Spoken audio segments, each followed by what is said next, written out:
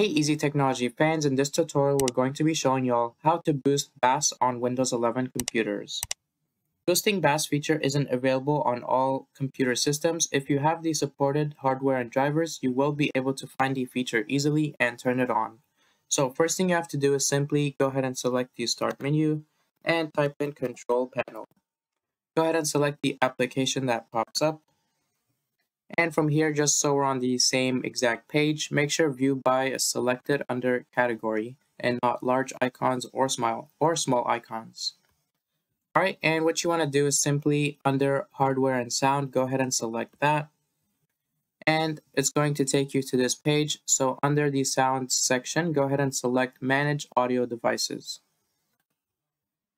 So it's going to bring up this pop-up, and what you want to do is under the Playback option, you want to select the speakers or headphones in which you want to modify. So in my case, it's going to be the output speakers of my device, which is Realtek Audio.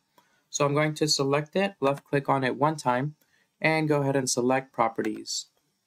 So it's going to pull up another pop-up, and what you want to do is simply select the Advanced tab right over here.